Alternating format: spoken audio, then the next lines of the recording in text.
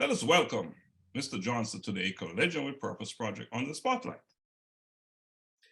Hello, everybody. Of course, my name is Gene. I know it's not the masculine Gene, but nevertheless, I'm still Gene inside and out.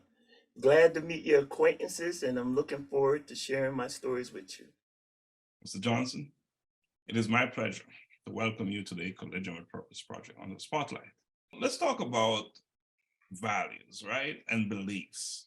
Are there any distinct or special values and beliefs that drives you in the pursuit of your purpose that you hold? Um, yes, um, just to jump a few decades past that adolescent stage, um, just even like with my marriage, um, and I know people may say otherwise. Our daughter was born 9/11, and our marriage was like 9/11. I kid you not. And some of the things I learned from it is you got to maintain your truth, integrity, and dignity because it is what it is. And the plight in the Black community with domesticated violence and guys recklessly treating women however they want to.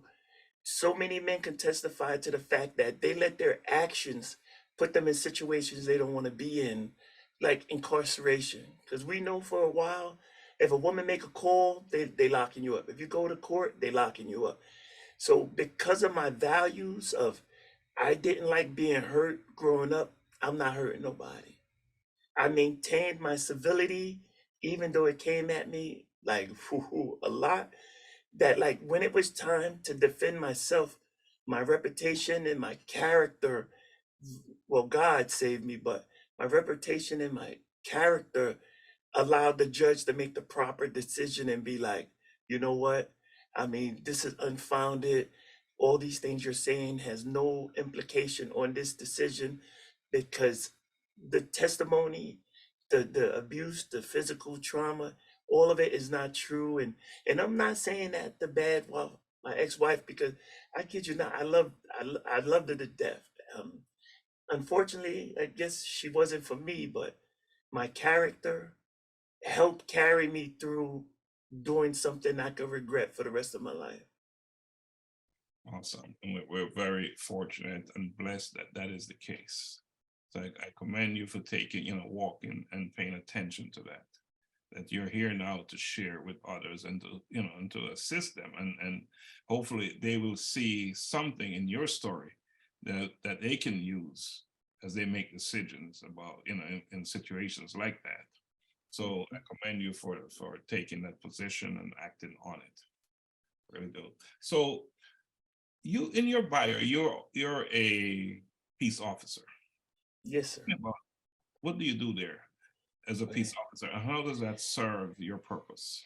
One of the most gratifying things to do at work is to assist people. People come in for ambulatory surgeries, inpatient, outpatient, 1 hour surgeries, but the ones who come in for like heart bypass, lung transplant, complicated surgeries that go 7 to 8 hours, you can see them when they come in the lobby and they're destroyed, their anxiety, their fears.